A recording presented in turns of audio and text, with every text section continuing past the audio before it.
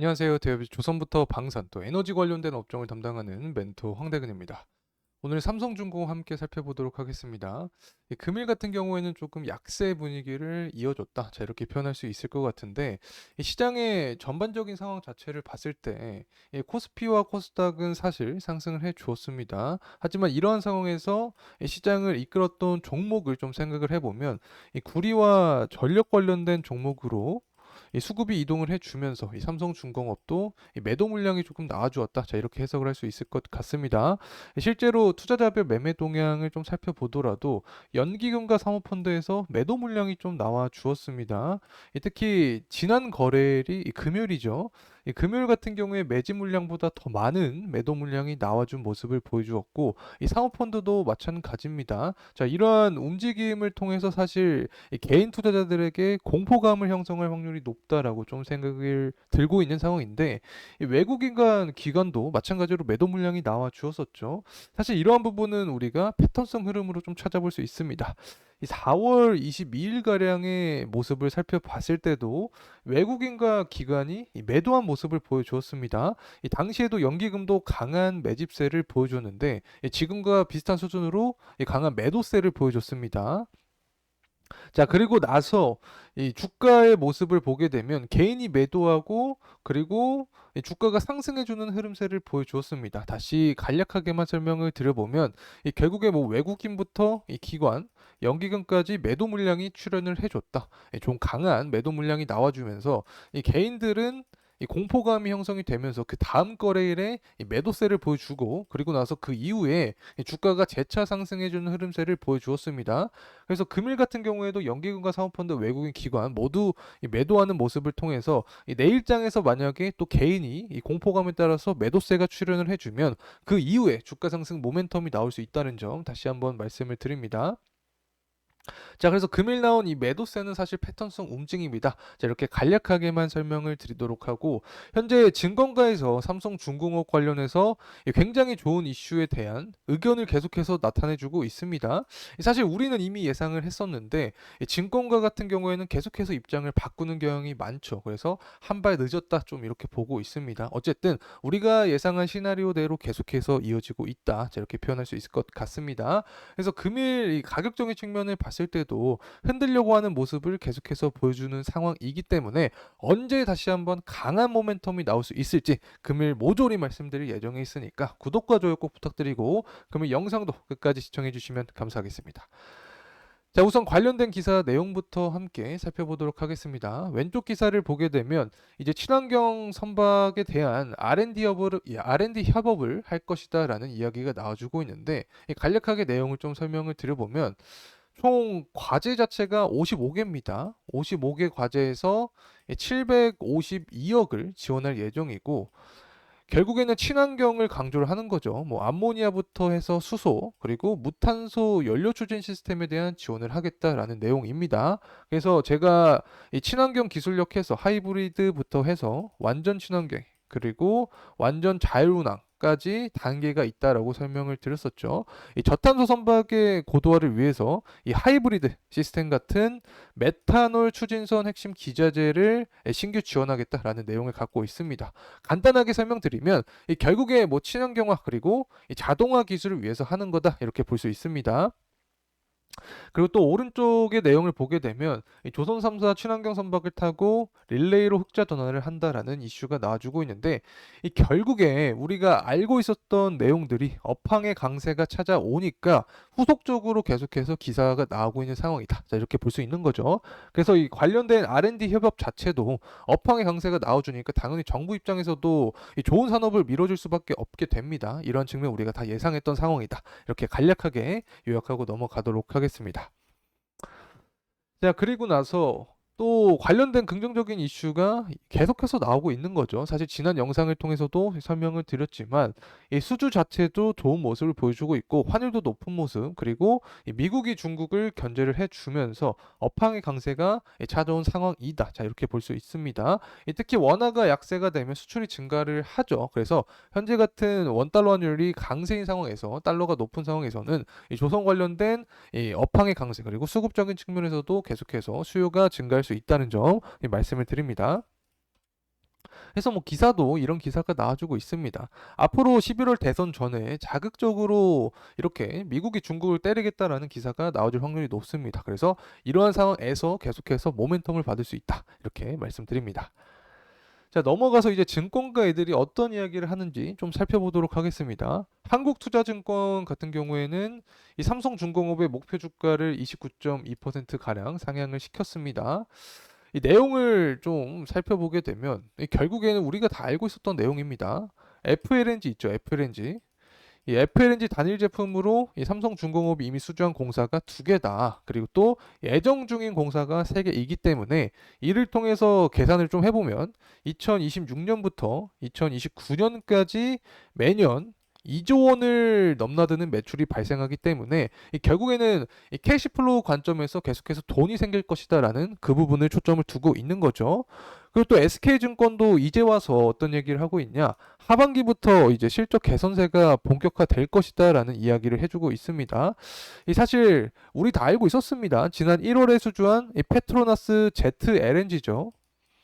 이 소형 부유식 액화 천연가스를 말하는데 어쨌든 이 ZLNG가 이 4월부터 이 본격적인 건조에 들어가면서 연간 매출액 약 6천억 6천억 규모의 해양 매출이 추가될 전망을 하고 있기 때문에 앞서서 제가 FLNG 관련해서 이 매년 2조 원 정도가 나온다 했죠. 자, 그리고 여기에 더해서 ZLNG까지 하면은 2조 6천억 가량이 매년 발생할 확률이 높다. 그래서 이러한 부분은 전반적으로 실적에 긍정적인 영향을 줄 수밖에 없다. 이렇게 표현할 수 있겠죠.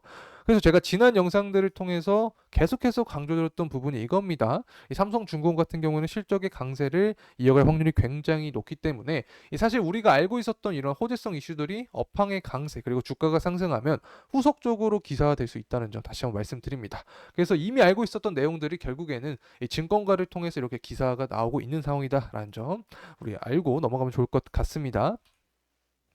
자, 이제는 최근에 나왔던 실적에 관련된 이야기를 좀 진행을 해보려고 하는데 이 잠정 실적 공정 공시가 나와 주었었죠. 이 매출액도 뭐 46.3% 증가를 했는데 영업이익이 굉장히 놀랍게 증가를 했습니다. 297.4% 증가한 수준을 기록을 해주었다. 제가 영상을 뭐 찍을 때 여러분들도 굉장히 이 지적 수준이 뛰어나신 분들이 굉장히 많습니다. 그래서 이 삼성중공업의 실적이 늘어날 수밖에 없다. 이런 얘기를 계속해서 주고받고 있는 상황이었는데 아니자 다를까 실적도 높게 나와준 상황입니다. 그래서 기사도 살펴보게 되면 뭐 1분기 영업이익이 4배가 상승을 했다. 이러한 부분에 있어서는 신조성과지수도 상승을 해주고 우리가 살펴봤던 중고성과지수도 올랐죠. 그리고 더해서 이 원자재 가격이 안정이 되면서 다 영업이익이 전년 동기 대비 약 4배가 증가를 했습니다. 원자재 가격이라고 하면은 철광석 가격을 의미를 하겠죠.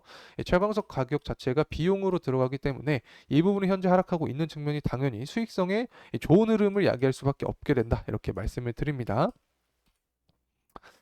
자, 그리고 또 삼성중공업에 하면 이슈가 있는데 바로 한국형 화물창 결함에 대한 구상 청구 소송입니다. 자, 이 부분도 환입을 받을 확률이 높습니다. 이 3,900억 가량을 돌려받을 것이라는 기사가 나와주고 있는데 제가 주주총회 갔다 와서 바로 여러분들께 이 따끈따끈한 이슈를 좀 설명을 드렸었죠. SK 해운과 이 소송 건수는 결국에 1년이나 3년 안으로 환입될 가능성이 높다. 자, 이렇게 표현을 했습니다. 그래서 이 부분이 재무제표에 반영이 되면 당연히 실적 강세를 일 수밖에 없습니다. 그래서 제가 이렇게 여러분과 함께 이 삼성중공업 관련해서 가장 빠른 정보를 좀 제공을 해드리려고 노력을 하고 있으니까 꼭 구독과 좋아요 한 번씩만 눌러주시고 영상 꾸준하게 시청해주시면 감사하겠습니다. 자, 그래서 한국형 화물창 결함 이 구상 청구 소송에서도 사실은 큰 의미는 없다. 결국에는 환입될 예정이다. 자, 이렇게 보면 될 것 같고 최근에 23년 12월 달에 이 당기 순이익이 이렇게 적자가 난 게 바로 그 이유 때문이었죠. 결국엔 일회성 비용이다. 이렇게 넘어가면 좋을 것 같습니다. 자, 그리고 삼성중공업이 들심 매각 대금이 거의 4척가량 있었죠. 자, 이 부분도 향후 2분기부터 4분기가량 계속해서 재무제표에 반영이 될 예정이다. 이렇게 말씀을 드렸기 때문에 앞으로 이 실적적인 부분은 거의 긍정적인 이슈만 계속해서 나올 예정에 있습니다. 그래서 2분기부터 해서 4분기까지 실적의 강세에 더불어서 환율이 계속해서 높은 모습을 보여주게 되면 결국에는 수주가 아니라 수급적인 관점에서 이 삼성중공업이 계속해서 혜택을 받을 수밖에 없는 그런 구조가 됩니다. 자, 그리고 또 조선업계가 LNG 운반선 수출 500적을 달성했다라는 이야기가 나왔었죠. 500번째 주인공은 삼성중공업이다라는 이야기인데, 뭐 사실은 삼성중공업이 FLNG가 강세지만 LNG에 대한 계약 건수도 계속해서 이어져 오고 있었습니다. 이 공시에 들어가서 확인을 해보면 뭐 아시아랑 아프리카 지역에 수주를 했었죠. LNG 운반선 15척을 수주를 했었는데 이 당시에 이 부분이 주가에는 반영이 안 돼서 굉장히 아쉬워했던 기억이 납니다. 하지만 우리가 알고 있었던 이런 내용들이 결국에는 주가가 상승하고 업황의 강세가 찾아오니까 후속적으로 기사가 계속해서 나와주고 있다는 점 말씀을 드립니다.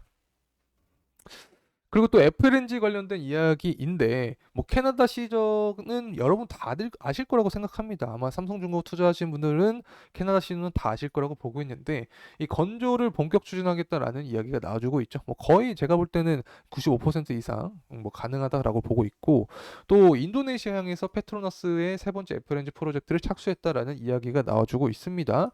사실 삼성중공업이 FLNG 관련된 이슈가 나오게 되면 거의 한 90%가량은 된다고 보면 됩니다. 특히 이 FLNG 자체는 이 기술력 자체가 좀 경쟁력이 있다고 보면 되겠죠. 아무나 할 수 있는 그런 게 아니기 때문에 굉장히 신뢰도가 중요한 부분이고 이 삼성중공업 같은 경우에는 뭐 5척 중에 글로벌 5척 중에 이 3주를 혼자 발주할 만큼 이 신뢰도 측면에서 이미 인정이 되어 있던 그런 기업이기 때문에 앞으로 FLNG 건조 계약하면은 계속해서 삼성중공업이 발주하지 않을까 개인적으로 생각을 하고 있습니다.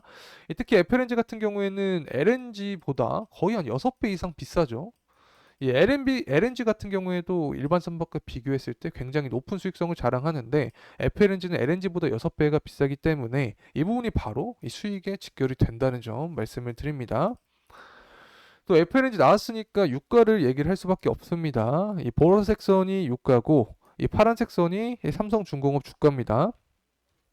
다시 말하면 보라색 선이 삼성중공업 주가 그리고 파란색 선이 유가입니다. 정정합니다.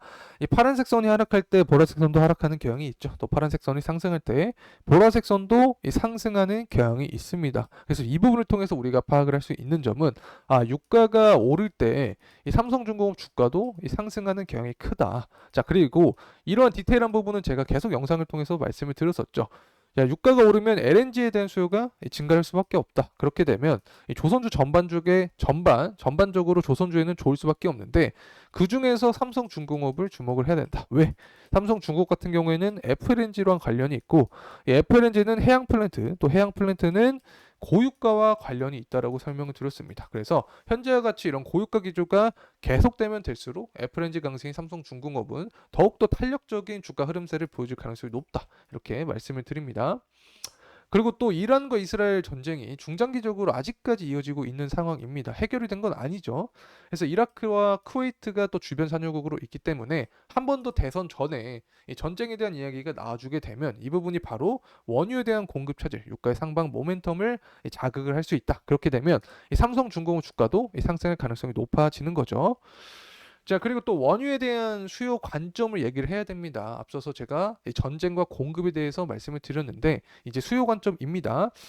현재 제조업 지표를 가져왔는데 제조업 지표가 예측치보다 더 높게 나와 주었죠. 그리고 중국의 상황을 보더라도 예측치보다 실제가 더 높게 나와줬습니다. 원자재 최대 공급국, 최대 수요국인 중국조차도 이 제조업 구매자 관리자 지수가 높게 나왔기 때문에 이 부분은 추후에 원유에 대한 이 수요 증가를 야기할 수 있다는 점 다시 한번 말씀을 드립니다.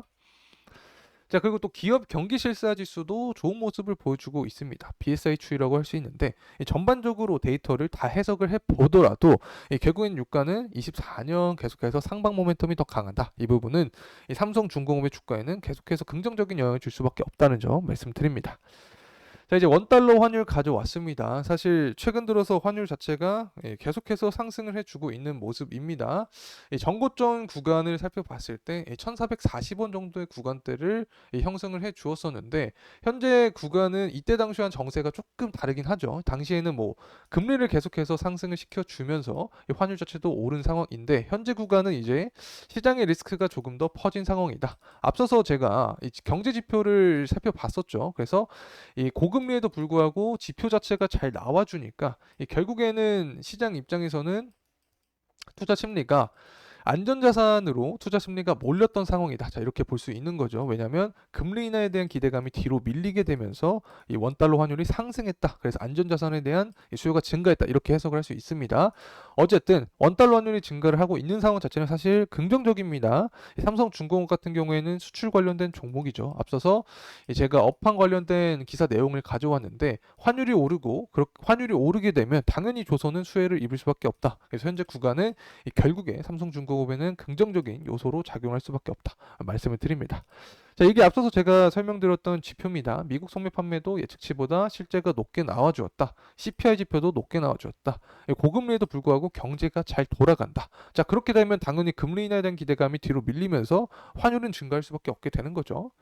자, 그리고 성과지수 가져왔는데 이 성과지수도 고공행진해주고 있습니다. 뭐 대표적인 예시로는 친환경 기술력 그리고 선별수주 이렇게 뽑을 수 있을 것 같은데 뭐 친환경 기술력은 고수익을 뽑을 수 있는 거 다들 아실 거라고 봅니다. 그리고 또 아무거나 대량 수주하는 게 아닌 이 선별수주를 통해서 성과지수를 계속해서 상승시키는 그런 전략을 펼치고 있는 상황이기 때문에 이 전반적으로 신조성과지수 상승은 앞으로도 유지가 되지 않을까 보고 있습니다. 그리고 이렇게 성과지수가 상승하면 이 부분은 바로 주가에 비례하는 영향을 미친다고 제가 말씀을 드렸었죠. 이 부분은 제가 지난 영상들을 통해서 데이터를 통해서 이 설명을 드렸기 때문에 이 관심 있으신 분들은 지난 영상 참고하시면 좋을 것 같습니다. 어쨌든 신조성과지수도 상승을 해주고 있다. 그리고 이런 부분은 선별수주다. 자, 이렇게 넘어가면 좋을 것 같고 중고성과지수도 가파르게 상승을 해주고 있습니다. 2023년부터 2024년까지 중고성과지수도 가파른 상승세를 보여줬는데 이게 바로 업황의 강세 때문이죠. 신규 선박에 대한 도크가 꽉 찼기 때문에 결국에 중고 선박으로 눈을 돌릴 수밖에 없게 되었고 중고 선박이 수요가 증가를 하니까 성과지수도 상승할 수 있는 그런 메커니즘이다. 이렇게 말씀을 드립니다. 이 중고 성과지수가 사실 상승을 하게 되면 신조 성과지수도 상승할 수밖에 없게 됩니다. 그래서 전반적으로 현재 성과지수는 우상향하는 전망을 하고 있기 때문에 이 부분이 주가에도 긍정적인 영향을 줄 수밖에 없다는 점 말씀드립니다. 자, 이제 철광석 가격을 가져왔습니다. 철광석 가격 같은 경우에는 정말 최근 들어서 하향하는 모습을 보여주고 있는 상황입니다. 사실 21년에 굉장히 높은 가격대를 형성을 해 주었죠. 하지만 이 기간 자체는 좀 특수한 기간이었습니다. 이 코로나 이후에 시장의 유동성 자체가 풀렸죠. 그러면서 원자재 시장에도 이 돈이 들어오면서 뭐 구리 가격뿐만 아니라 뭐 원유 그리고 지금 보고 있는 철광석 가격도 모두 상승해 주는 모습을 보여줬습니다. 하지만 그 이후에 하락하는 모습인데 특히 24년 들어서 철광석 가격이 우하향하는 좀 모습을 보여주고 있습니다. 23년 하반기 같은 경우에는 반등에 대한 모습을 보여줬지만 그 이후에 꺾인 모습이다. 사실 철광석 가격 자체는 중국의 경제랑 또 밀접한 연관이 있기 때문에 중국 경제가 살아나는 모습을 보여줘야 철광석에 대한 수요가 증가하면서 가격도 상승할 수 있다는 점 말씀을 드립니다. 어쨌든 현재 철광석 가격은 한 110달러의 수준을 보여주고 있습니다. 굉장히 낮은 가격대를 좀 유지를 해주고 있죠. 자, 이러한 부분 자체는 결국에 삼성중공업에는 좋을 수밖에 없습니다. 이 철광석 가격을 제가 앞서서 말씀드렸지만 비용이라고 표현을 해드렸죠. 이 비용이 감소하니까 당연히 좋을 수밖에 없다.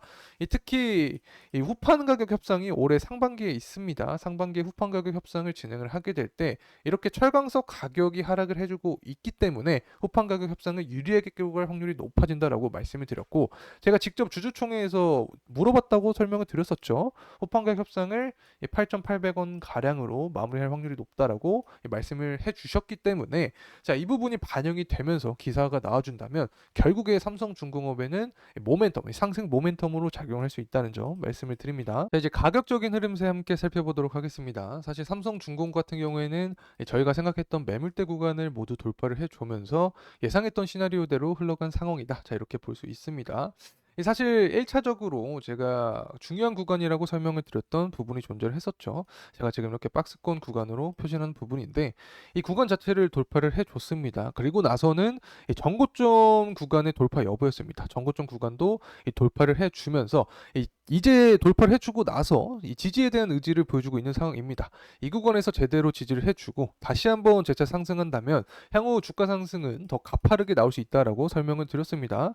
특히 제가 밸류에이션 측면을 설명을 드렸었죠. 지난 영상들을 통해서 밸류에이션에 대한 적정 주가를 제대로 구했었는데 이때 당시 제가 구했던 주가와 비교를 해도 지금은 거의 한 60%가량 아래에 있는 모습입니다. 그래서 앞으로 상방에 대한 모멘텀은 더 강하게 열려 있다는 점 말씀을 드리고 조금 더 큰 관점으로 보게 되면 제가 말씀을 드렸던 현재 내용 자체가 조금 더 수월하게 이해가 되실 거라고 보고 있습니다. 어쨌든 현재 구간을 돌파를 해주면 그 위에 구간은 매물대가 좀 많지 않은 구간이죠. 그래서 더 가파른 상승이 나올 수 있다는 점 다시 한번 강조드립니다. 자, 그렇다면 이러한 주가 상승 모멘텀은 어떠한 이슈를 받을 때 상승할 수 있냐? 결국에 제가 계속해서 강조드렸던 부분입니다. 우선은 대선이 있죠. 11월 대선 전에 7월 8월 전당대회가 있는데 이 전당대회에 앞서서 이 정치적인 지지율을 높이기 위한 전략을 펼칠 확률이 높다. 자, 그러한 전략을 위해서 가장 중요한 부분이 바로 갈등이 되는 국가를 제재한다라고 말씀을 드렸었죠. 결국에 뭐 중국입니다. 이 중국을 제재하게 되면 당연히 이 조선 관점에서 반사이익을 받을 수 있게 되는 거죠. 그리고 올해 상반기 또 후판 가격 협상이 있다고 말씀을 드렸습니다. 그래서 이 부분도 지금 철광석 가격의 하락을 해주고 있기 때문에 유리하게 좀 끌고 간다라는 이슈가 나와주게 되면 결국에 공통적으로 기간적인 산정을 했을 때 이 후판 가격 협상은 보통 한 4월에서 7월 사이에는 이루어지고 이 7월 8월 전당대회가 있으니까 7월 8월 전에 이 관련된 기사가 나와준다면 이 공통적인 기간인 한 5월 6월쯤에 이런 기사가 계속해서 나와준다면 주가 상승 모멘텀이 나올 수 있다는 점 말씀드립니다. 사실 이런 정세적인 부분은 향후 계속해서 바뀔 수 있는 부분이기 때문에 변동 사항은 제가 영상을 통해서 또 여러분과 함께 하도록 할 테니까 걱정하지 말으시고 저와 계속해서 함께하면 좋을 것 같습니다. 자, 금일 영상도 이상으로 마무리하도록 하겠습니다. 이번 시간이 도움이 되셨다면 구독과 좋아요 부탁드리겠습니다. 감사합니다.